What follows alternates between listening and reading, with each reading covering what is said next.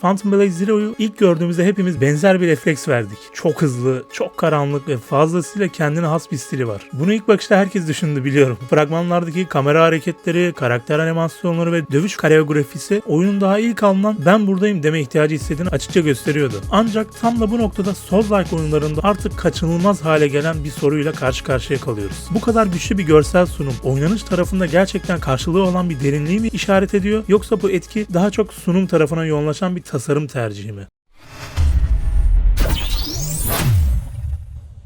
Son yıllarda aksiyon RPG türü Souls-like formülünün etkisiyle ciddi bir şekilde tipleşme yaşadı. Zorluk, sabır, ezber ve cezalandırıcı tasarım neredeyse kalite kriteri gibi sunulmaya başlandı. Phantom Blade Zero'da bu atmosferin içinde doğduğu için daha baştan bu etiketle anılmaktan kaçamıyor. Ancak geliştiricilerin açıklamalarına ve oyunun sunduğu mekanik yapıya baktığımızda Phantom Blade Zero'nun klasik Souls-like felsefesiyle tam olarak örtüşmediğini de görmek gerekiyor. Mesela oyunun dövüş sistemi bunun en net örneği. Phantom Blade Zero stamina barı yerine Shai adı verilen ortak bir kaynak sistemi kullanıyor. Bu sistem yalnızca saldırı yapmakla ilgili değil, savunma, özel yetenekler ve pozisyon alma gibi neredeyse tüm kararlar aynı havuzdan besleniyor. Bu da oyuncunun her hamlesini daha bilinçli düşünmesini zorunlu kılıyor. Buradaki temel fark şu: oyun seni reflekslerinden çok kararlarından sorumlu tutuyor. Yani ne zaman agresif olacağını, ne zaman geri çekileceğini, ne zaman risk alacağını sürekli tartmak zorundasın. Tabi bu yapı ister istemez Sekiro ile karşılaştırılıyor. Biliyorsunuz ki Sekiro'nun peri temeli disiplini oyuncuya net bir yol çizer. Doğru oynarsan ilerlersin. Yanlış oynarsan oyun seni affetmez. Yani çünkü peri yaptığımızda gerçekten o hissi yaşarız. Phantom Blade Zero ise ilk bakışta daha esnek gibi dursa da bu esneklik yüzeysel, çünkü Shai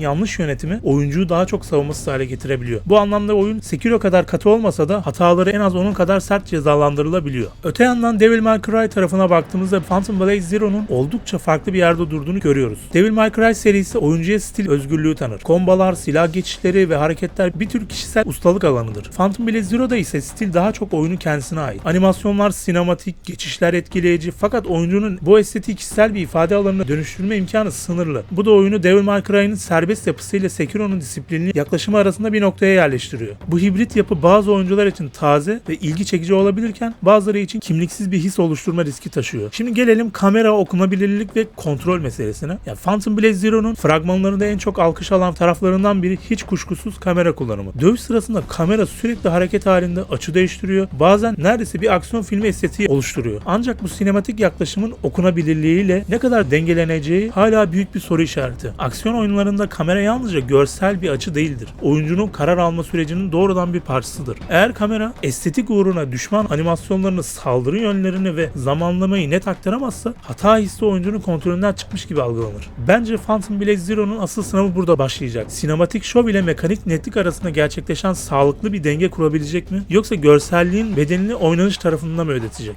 Burası biraz soru işareti. Phantom Blade Zero'nun sıkça Black Knight Wukong ile karşılaştırılmasının nedeni de tam olarak burada yatıyor. Wukong, Çin mitolojisini daha okunaklı, erişilebilir ve daha dengeli bir aksiyon yapısıyla sundu. Phantom Blade Zero ise bilinçli olarak daha karanlık, daha agresif ve daha karmaşık bir yol seçiyor. Bu tercih oyunu otomatik olarak daha niş bir noktaya taşıyor. Ancak burada önemli bir soru ortaya çıkıyor. Bu karmaşıklık gerçekten oynanış derinliği mi sağlıyor, yoksa oyuncuyu gereksiz yere zorlayan bir sertlik mi sunuyor? Mesela boss tasarımı tarafında da benzer bir tartışma söz konusu. Geliştiriciler bossların oyuncu davranışlarını analiz ederek taktik değiştirdiğini söylüyor. Yani bu fikir teoride etkileyici ancak pratikte çok riskli. Yani Souls-like türünün en güçlü taraflarından biri adalet duygusudur. Oyuncu öldüğünde genellikle neden öldüğünü bilir ve bir sonraki denemede neyi farklı yapması gerektiğini anlayabilir. Eğer Phantom Blade Zero'daki dinamik yapay zeka bu okunabilirliği zayıflatırsa oyun zor ama adil çizgisinden keyfi ve sinir bozucu algısına çok hızlı kayabilir. Dünya tasarımı açısından Phantom Blade Zero'nun açık dünya olmaması bilinçli bir tercih gibi duruyor. Oyun yarı açık ve bağlantılı alanlardan oluşan, anlatı temposunu sıkı tutan bir yapı sunuyor. Bu yaklaşım Sekiro'ya oldukça yakın ve sinematik tonla uyumlu. Ancak bu lineer yapı oyuncuya sürekli bir baskı hissi yaşatabilir. Keşif alanının sınırlı olması oyunun nefes alacak boşluklar sunmasını zorlaştırabilir. Bu da bazı oyuncular için yoğun ve tatmin edici, bazıları ise yorucu bir deneyime dönüşebilir. Burada çok dikkat etmeleri gerekebilir. Burada güzel bir denge yakalamaları bence gerekiyor. Yani Unreal Engine 5 ile geliştirilen her oyunda olduğu gibi Phantom Blade Zero için de teknik performans ayrı bir tartışma başlığı. Fragmanlarda gördüğümüz ışıklar, ışıklandırma, partikül efektleri ve detay seviyesi etkileyici, ancak bunların basit bir performansla sunulup sunulmayacağı hala belirsiz. Özellikle bu kadar hızlı ve refleks odaklı bir oyunda kare hızı düşüşleri ya da gecikmeler deneyimi ciddi şekilde baltalayabilir. Görsel kalite ile performans arasında yapılacak tercihler Phantom Blade Zero'nun sadece iyi görünen mi yoksa iyi oynanan bir oyun olarak mı alınacağını belirleyecek. Hikaye tarafında ise hala ciddi soru işaretleri var. Ana karakter Saul'un zamanla yarışması fikri kağıt üzerinde etkileyici olsa da ancak şu ana kadar yapılan bilgiler bu hikayenin oynanışla ne kadar iç içe olacağını net şekilde göstermiyor. Eğer anlatı oynayışın gölgesine kalırsa Phantom Blade Zero görsel ve mekanik olarak etkileyici ama duygusal olarak yüzeysel bir oyun haline gelebilir. Tüm bunları bir araya getirdiğimizde Phantom Blade Zero'nun herkese hitap etmediğini görebiliyoruz yani. Bu oyun ne tamamen Devil May Cry'nin kendine has bir tarzı olan bir oyun, ne saf bir Souls-like sabır testi, ne de geniş kitlelere hitap eden bir aksiyon RPG. Daha çok bu üç alanın arasında kendi yerini arayan iddialı bir deneme gibi duruyor. Sonuç olarak Phantom Blade Zero cesur, kendine özgü stili ve potansiyeli yüksek bir oyun. Potansiyelin gerçeğe dönüşmesi, dövüş sisteminin uzun vadede anlamlı kalmasına, zorluk tasarımının adil hissettirmesine ve hikayenin yalnızca bir arka plan olmaktan çıkmasına bağlı. Eğer bu denge sağlanabilirse Phantom Blade Zero tür için önemli bir referans noktası olabilir. Aksi halde çok iyi görünen ama oynaması yoran oyunlar listesine eklenme riski de oldukça gerçek tabii ki de.